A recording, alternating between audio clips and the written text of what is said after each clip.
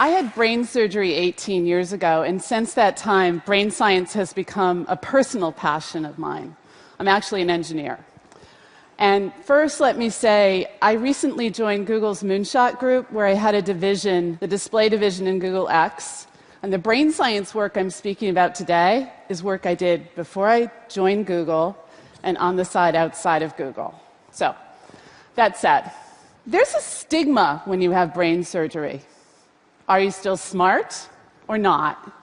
And if not, can you make yourself smart again? After my neurosurgery, part of my brain was missing, and I had to sort of deal with that. It wasn't the gray matter, but it was a gooey part dead center that makes key hormones and neurotransmitters. Immediately after my surgery, I had to decide what amounts of each of over a dozen powerful chemicals to take each day. Because if I just took nothing, I would die within hours. Every day now, for 18 years, every single day, I've had to try to decide the combinations and mixtures of chemicals and try to get them to stay alive. There have been several close calls, but luckily, I'm an experimentalist at heart. So I decided I would experiment to try to find more optimal dosages, because there really isn't a clear roadmap on this that's detailed. I began to try different mixtures, and I was blown away by how tiny changes in dosages dramatically changed my sense of self, my sense of who I was, my thinking, my behavior towards people. One particularly dramatic case, for a couple months I actually tried dosages and chemicals typical of a man in his early 20s. And I was blown away by how my thoughts changed. I was angry all the time. I thought about sex constantly. And I thought I was the smartest person in the entire world. And of course, over the years, I'd met guys kind of like that, or maybe kind of toned down versions of that. I was kind of extreme. But to me, the surprise was, I wasn't trying to be arrogant. I was actually trying, with a little bit of insecurity, to actually fix a problem in front of me. And it just didn't come out that way. So I couldn't handle it. I changed my dosages. But that experience, I think, gave me a new appreciation for men and what they might walk through. And I've gotten along with men a lot better since then. What I was trying to do with tuning these hormones and neurotransmitters and so forth was to try to get my intelligence back after my illness and surgery, my creative thought, my idea flow. And I think mostly in images. And so for me, that became a key metric. How to get these mental images that I use as a way of kind of rapid prototyping, if you will, my ideas, trying on different new ideas for size, playing out scenarios. This kind of thinking isn't new. Philosophers like Hume and Descartes and Hobbes saw things similarly. They thought that mental images and ideas were actually the same thing. There are those today that, dispute that, and lots of debates about how the mind works. But for me, it's simple. Mental images, for most of us, are central in inventive and creative thinking.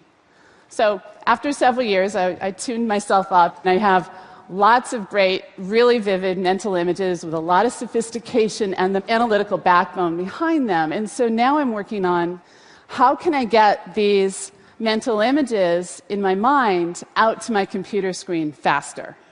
Can you imagine, if you will, a movie director being able to use her imagination alone to direct the world in front of her? Or a musician to get the music out of his head? There are incredible possibilities with this as sort of a way for creative people to share at light speed. And the truth is, the remaining bottleneck in being able to do this is just upping the resolution of brain scan systems. So let me show you why I think we're pretty close to getting there by sharing with you two recent experiments from two top neuroscience groups. Both used fMRI technology, functional magnetic resonance imaging technology, to image the brain. And here is a brain scan set from Giorgio Ganis and his colleagues at Harvard. And on the left-hand column shows a brain scan of a person looking at an image. The middle column shows the brain scan of that same individual imagining seeing that same image. And the right column was created by subtracting the middle column from the left column, showing the difference to be nearly zero. This was repeated on lots of different individuals with lots of different images, always with a similar result. The difference between seeing an image and imagining seeing that same image is next to nothing. Next, let me share with you one other experiment, this from Jack Gallant's lab at Cal Berkeley.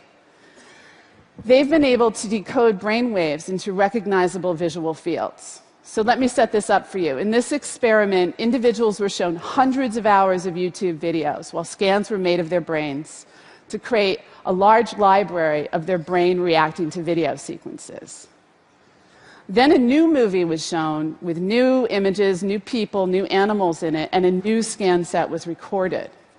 The computer, using brain scan data alone, decoded that new brain scan to show what it thought the individual is actually seeing. On the right-hand side, you see the computer's guess, and on the left-hand side, the presented clip. This is the jaw-dropper. We are so close to being able to do this, we just need to up the resolution.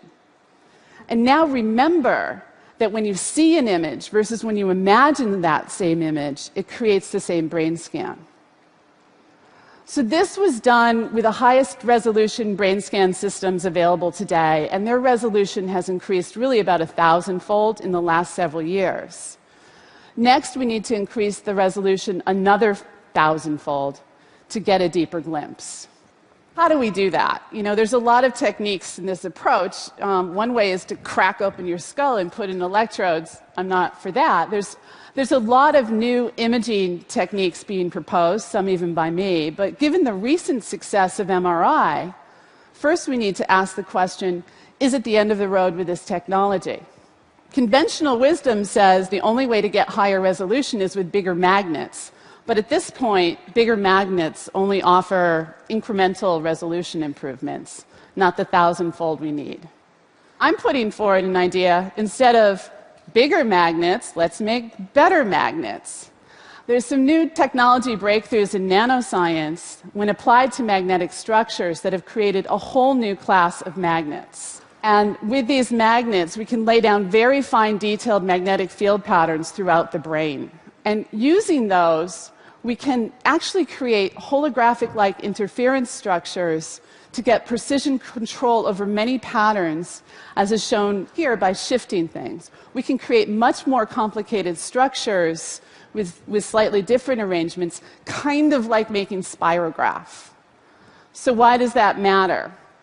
A lot of effort in MRI over the years has gone into making really big, really huge magnets, right? But yet most of the recent advances in resolution have actually come from ingeniously clever encoding and decoding solutions in the FM radio frequency transmitters and receivers in the MRI systems.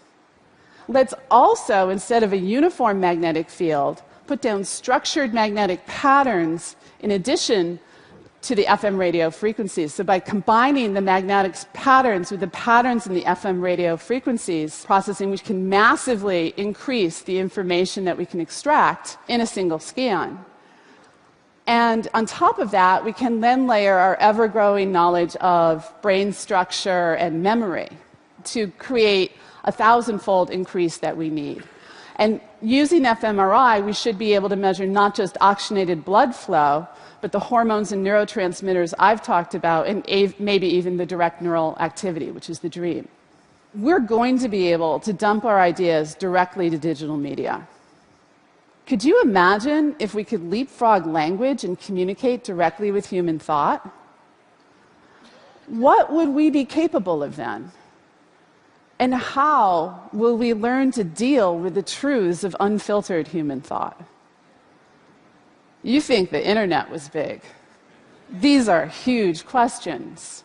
It might be irresistible as a tool to amplify our thinking and communication skills. And indeed, this very same tool may prove to lead to the cure for Alzheimer's and similar diseases. We have little option but to open this door. Regardless, pick a year. Will it happen in 5 years or 15 years? It's hard to imagine it taking much longer. We need to learn how to take this step together. Thank you.